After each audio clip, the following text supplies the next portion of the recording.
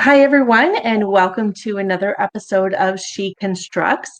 I'm here today with my good friend Ralph. He is a professor at Fanshawe College and has a lot of industry history that he can share with us. So, welcome, Ralph. Thanks, Paula. It's great to be part of this process. Um, Ralph, why don't you tell the fans a little bit about yourself? Let's keep it to construction. Yes, let's keep it Um, to construction. I started at Fanshawe College as a student, actually, back in the late 70s. And I took the construction engineering technology and management course. And when I graduated from that course, I went to work for a local contractor as an estimator and project manager. Several years after I did that, I quit and started my own construction company here in London. And I ran that with a partner and then by myself for the longest time, for about 15 years or so. Eventually, the college called and asked me if I'd do some teaching. And I hadn't really thought of teaching as a career opportunity or a career choice for me, but I took on some part-time teaching. And sure enough, it landed me a full-time position with Fanshawe, but not at the expense of my company. I still did both things. I ran my construction company and I taught at the same time. So I always felt that made me a little more viable as a teacher to have that constant reinforcement of real life experience. So I really enjoyed doing that. But you can't burn the candle from both ends, they tell me. That's right. And eventually something had to give, and so I went into the teaching gig kind of full time with my business taking more of a part-time role in my life. So, Awesome. I was a quantity surveyor by profession for 25 years. I joined the CIQS, Canadian Institute of Quantity Surveyors. And I continue to try to be involved in the industry even now that I'm retired. We're talking about a 40-year time span. Right. That's a lot of history.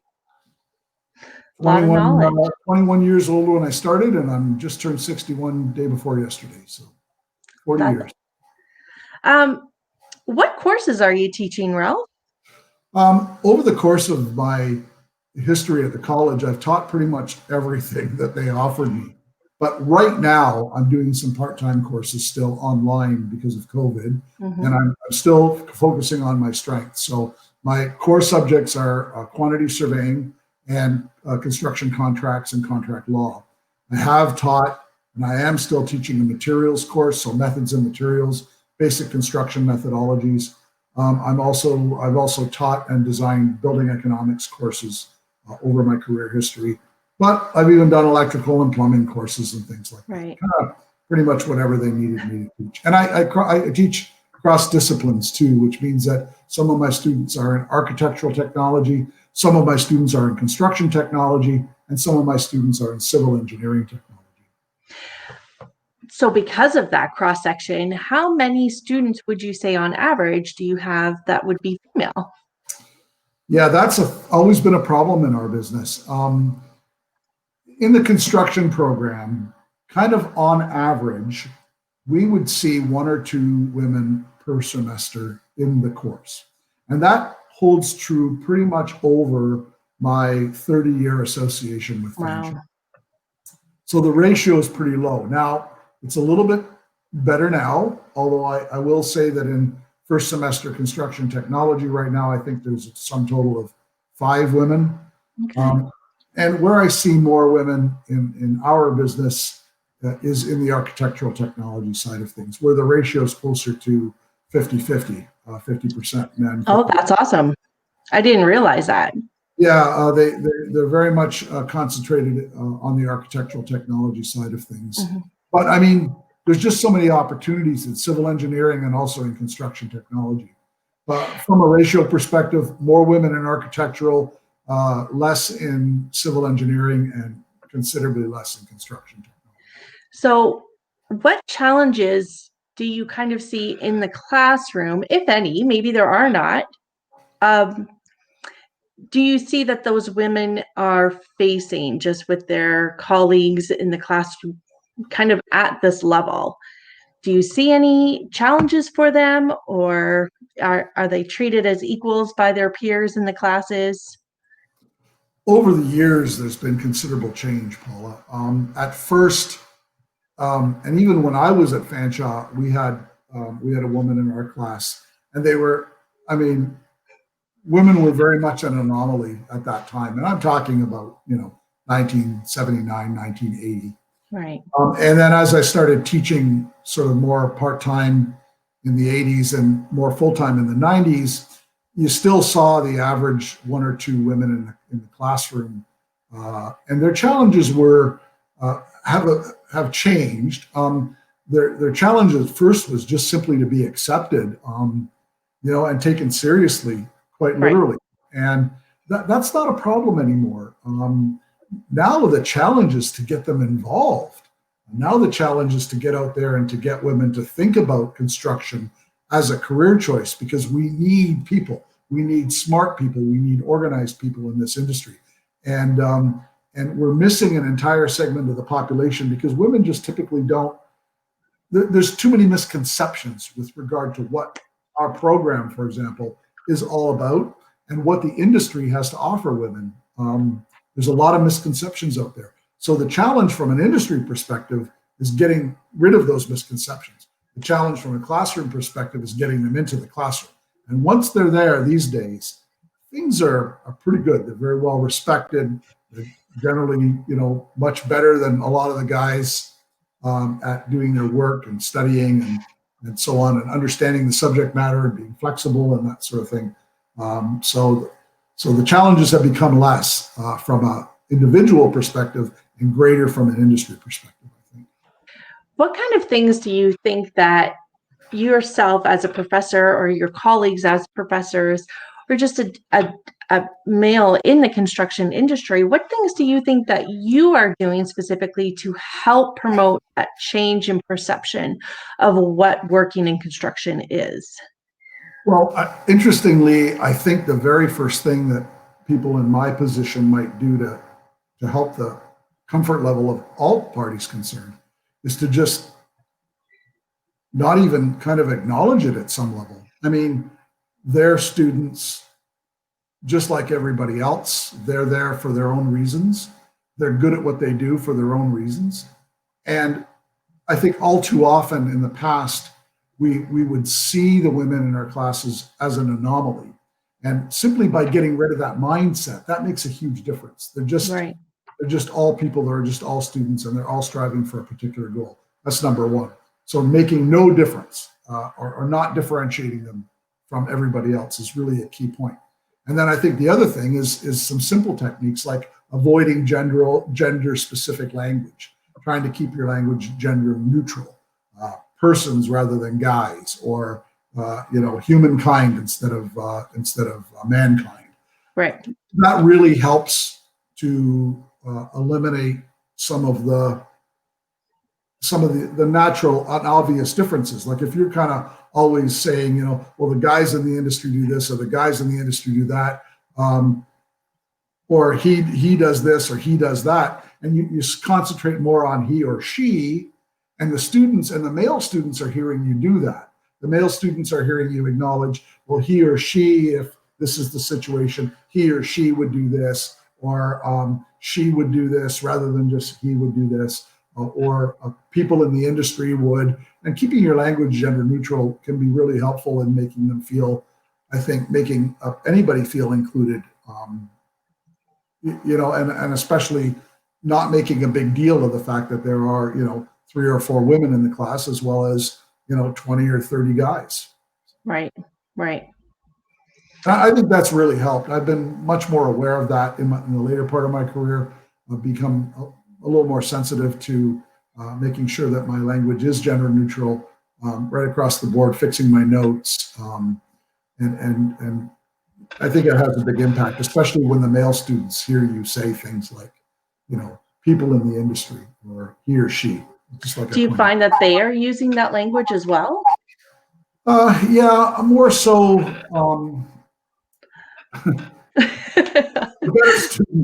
The better students are. Well, Yeah. I read some papers that are still, pretty bad that way. But generally speaking, I think that there's a better acceptance. I don't think women are seen in a classroom environment any more as outstanding or different or an anomaly. I think it's much more accepted, and it should be, right? I mean, Yeah. they're better, Yeah. frankly, most of the time. So, Do you have any words of wisdom to share for any of our future female students, current female students, maybe just a woman in the industry who needs some words of encouragement?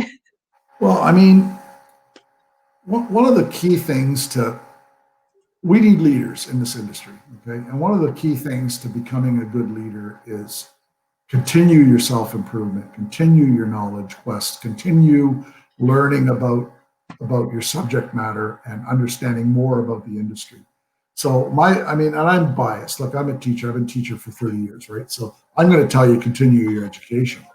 And any opportunity that you've got, whether it's a revisiting the fundamentals course or whether it's a highly specialized aspect of what you do, look at leadership type courses, time management type courses, things like that. I think those are the key things to continue to build towards a leadership role. Always strive for more. I mean, because there always is more. Set yourself in a position to be needed by the companies you're working for, and I mean that's the key to success right across the board. Anyway. For anyone, yeah. Well, that's fantastic. Thank you so much, Ralph. Stereotypes take a long time to die.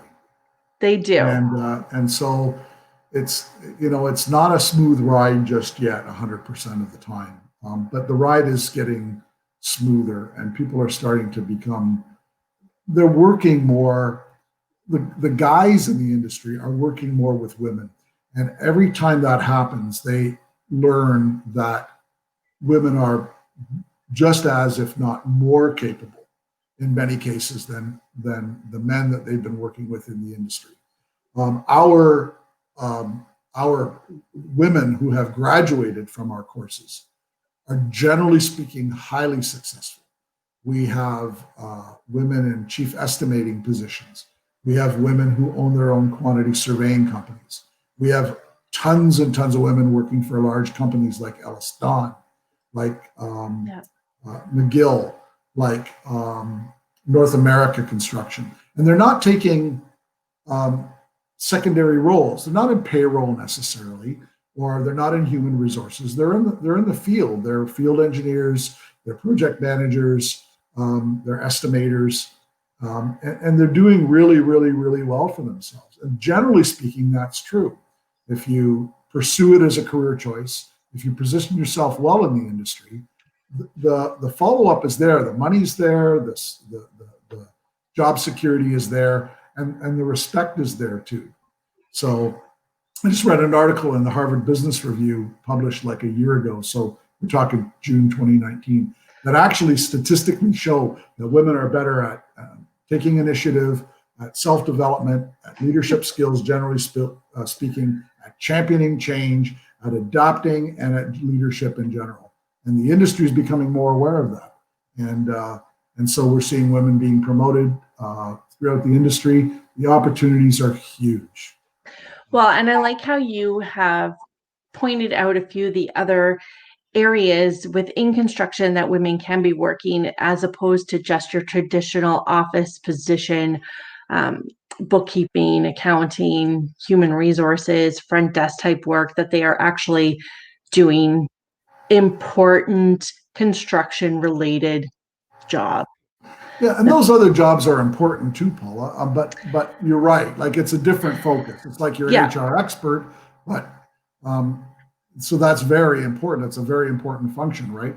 Or accounting expert. But we're seeing more women with field and engineering responsibilities, site superintendent responsibilities, supervision responsibilities, project management responsibilities, and things like that. I do that 101 course for the construction associations. It's a CCA course, Canadian Construction Association. It's called Construction 101. And I teach it at various associations to various groups of people. And my population in terms of audience is usually about 70% women on average. And these are women that are growing in their roles within the companies. They may have started in accounting. They may have started in HR. They may have started as a secretary. And all of a sudden now they're doing contract management. And all of a Okay. sudden now they're organizing job sites, Right. And so we see a lot of that kind of promotion from within and that's true of anybody as they show their competency, right? They're going to get promoted. That's right. That's right. That's right. Well, that's fantastic. I'm so glad that you and I had the opportunity to have a chat today. Yeah, it's great. And I know that I can trust that you're going to continue working on changing that perception of what working in construction looks like for women, and that you will be constantly a cheerleader for any of them that come across your path. Oh, absolutely. And as long as I'm teaching, as long as I'm influencing, it's very important to me that the industry continues to develop, and we're missing such a huge population by not encouraging women to come into our industry. So many opportunities for them. Well, I thank you again, Ralph. I appreciate your time. Thanks, Paula. Always a pleasure to help She Constructs. Thank you. Have a great day. Good. You too, Paula. Thank you. Take care. Bye. Bye.